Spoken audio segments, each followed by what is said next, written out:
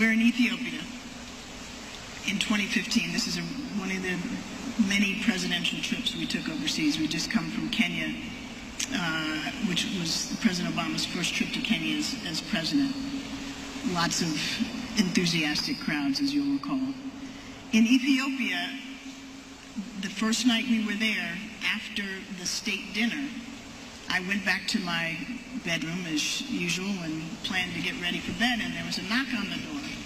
And it was Anita Decker Breckenridge, the White House traveling chief of staff, deputy chief of staff, but playing the role of chief of staff. And I'm still in my gown, and she says, "You got to come with me." So I didn't even have my shoes on. I still had my ball gown on, and we go down to this Secret Service tent. You know how we have these secure tents on these trips, and so that the communications tented. Yeah. And we go into this secure tent, and in it is the head of the President's Secret Service detail, a number of other senior agents, representatives from our embassy in Addis Ababa who were on the security side of the embassy. And they wanted to share with me that they had just learned very reliably that Al-Shabaab, this is an East African terrorist organization with links to Al-Qaeda that has carried out a number of attacks throughout East Africa, had an active plot underway to attack President Obama the next day as our motorcade was leaving the African Union headquarters and making its way to the airport. You were in that motorcade. So was I. So we get this information. Obviously, we take it very seriously.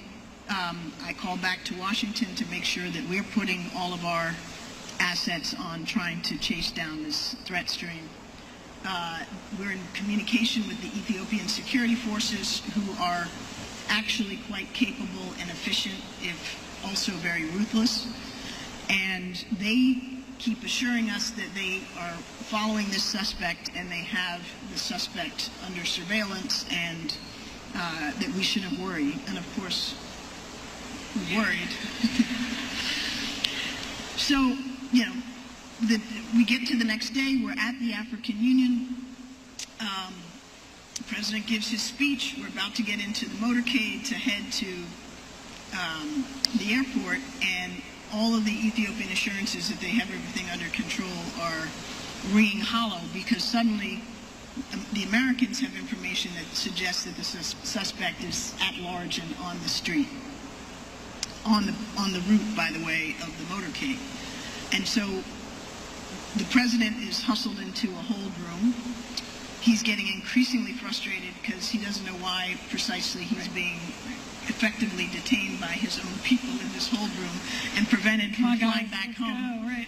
And I'm in a meeting with the Ethiopian Prime Minister and several of my colleagues, trying to underscore to the Prime Minister how concerned we are and that we can't actually move the president until we get this resolved.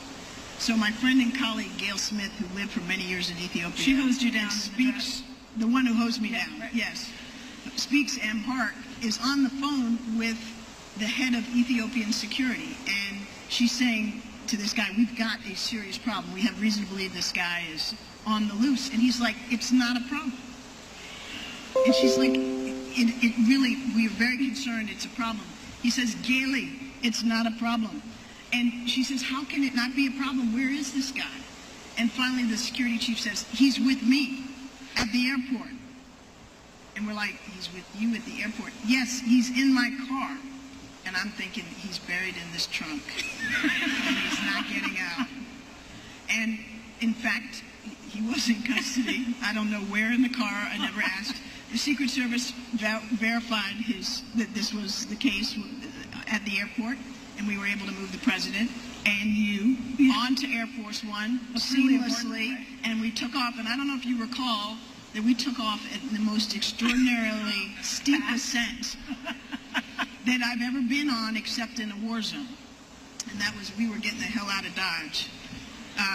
And you all never knew? No. We had to tell the president when we were wheels up what had actually gone down in great detail.